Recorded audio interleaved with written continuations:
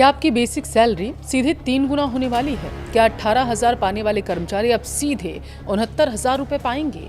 अगर आप केंद्रीय कर्मचारी हैं या फिर पेंशनर हैं तो आज की ये अपडेट आपके लिए बेहद महत्वपूर्ण है, गेम चेंजर साबित हो सकती है। 8वें वेतन आयोग का काउंटडाउन देखिए शुरू हो चुका है और इसी बीच भारत पेंशनर्स समाज ने सरकार के सामने ऐसा प्रस्ताव रखा जिसने वित्त मंत्रालय से लेकर हर कर्मचारी यूनियन तक हलचल मचा दी। 3.83 का फिटमेंट फैक्टर, पेंशन 5 गुना ज़्यादा और परिवार के सदस्यों की नई गिनती। आज के इस वीडियो में मैं इस पूरे मास्टर स्ट्रोक को डिकोड करने वाली हूँ। वीडियो बेहद काम का है, दिलचस्प है, इसलिए लास्ट तक ज़रूर देखिएगा, आपके काम का है। नमस्कार, आपके साथ मैं पल्लवी रविंद्र सिंह।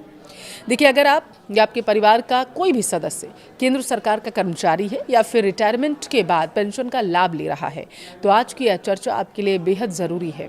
देश भर के करीब 1 करोड़ से ज़्यादा केंद्रीय कर्मचारियों और पेंशनर्स की निगाहें इन दिनों सिर्फ एक ही चीज़ पर टिकी हैं और वो है 8वां वेतन आयोग।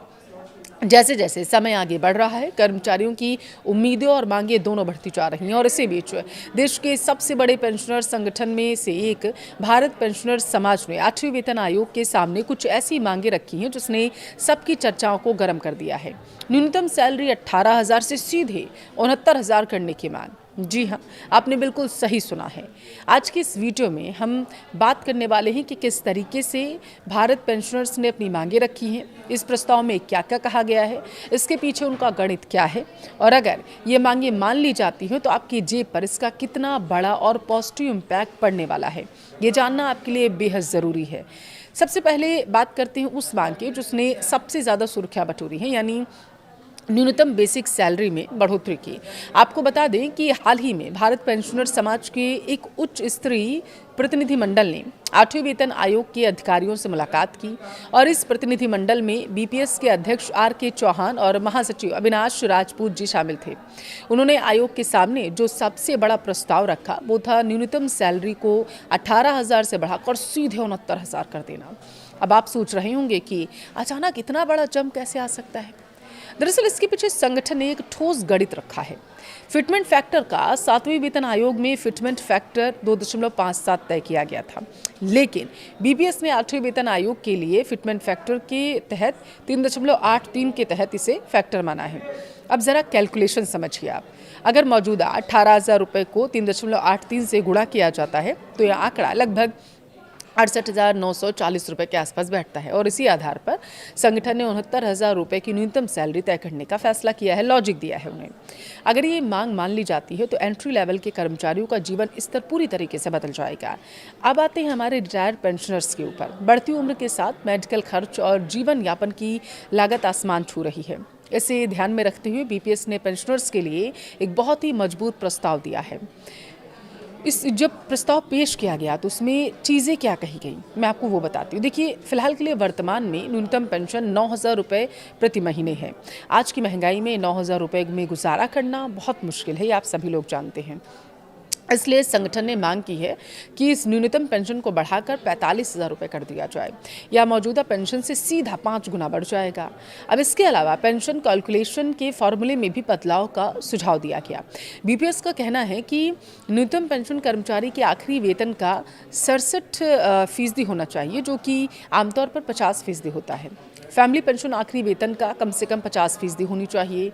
संगठन का दरअसल तर्क है कि जब कोई कर्मचारी रिटायर होता है या दुर्भाग्यवश किसी पेंशनर का निधन हो जाता है तो उसके परिवार के पास सम्मानजनक जीवन जीने के लिए पर्याप्त वित्तीय सुरक्षा होना जरूरी है।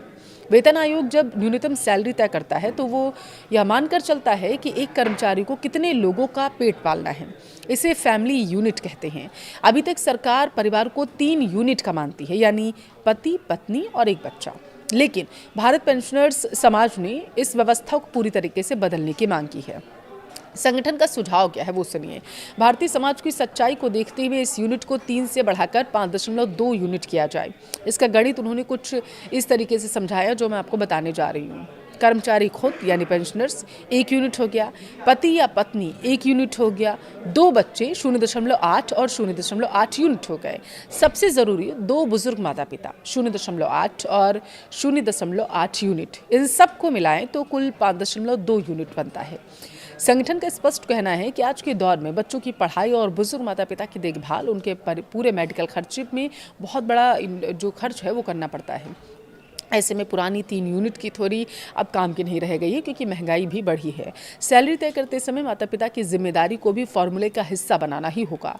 सैलरी और बेसिक पेंशन के अलावा संगठन ने महंगाई भत्ते यानी डीए और महंगाई राहत यानी कि डीआर को लेकर भी एक बड़ा सुझाव दिया है। फिलहाल सरकार साल में 2 बार जनवरी और जुलाई में डीए डीआर बढ़ाती है, लेकिन बीपीएस की मांग ये है कि अब इसे हर 3 महीने में यानी क्वार्टरली बढ़ाया जाए। यानी जैसे ही 3 महीने का महंगाई का औसत आंकड़ा आएगा, तुरंत ही कर्मचारियों और पेंशनर्स को उसका लाभ मिलने लगेगा, ताकि वो महंगाई की मार से बच सके। एक और दिलचस्प मांग ये है कि जैसे ही महंगाई राहत 25% के आंकड़े को पार करती है, तो उसे तुरंत ही बेसिक पेंशन में मर्ज करने के लिए जो सिफारिशें की गई, ताकि पेंशन का बेस अमाउंट बढ़ जाए। बात करें स्वास्थ्य सुविधाओं की, तो उम्र के इस पड़ाव में सबसे ज़्यादा ज़रूरत इलाज की होती है। संगठन ने मांग की है कि जो पेंशनर्स ग्रामीण इलाकों में रहते हैं और सेंट्रल गवर्नमेंट हेल्थ स्कीम के दायरे से बाहर हैं, उन्हें कैशलेस हेल्थ केयर सुविधा दी जाए। हर महीने मिलने वाले फिक्स्ड मेडिकल अलाउंस को बढ़ाकर 5,000 रुपये कर दिया जाए। साथ ही बीएसएनएल के पेंशनर्स की पेंशन समानता और उनके स्वास्थ्य से जुड़े लंबित मांगों को भी जल्द से जल्द सुलझा दिया जाए।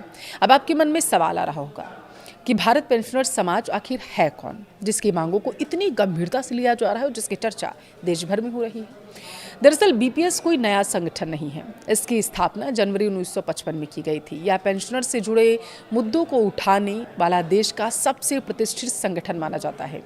इसे भारत सरकार के पेंशन एवं पेंशनर्स कल्याण विभाग और नीति आयोग से मान्यता भी मिली हुई है, इसीलिए इसके सुझावों को गंभीरता से लिया जाता है।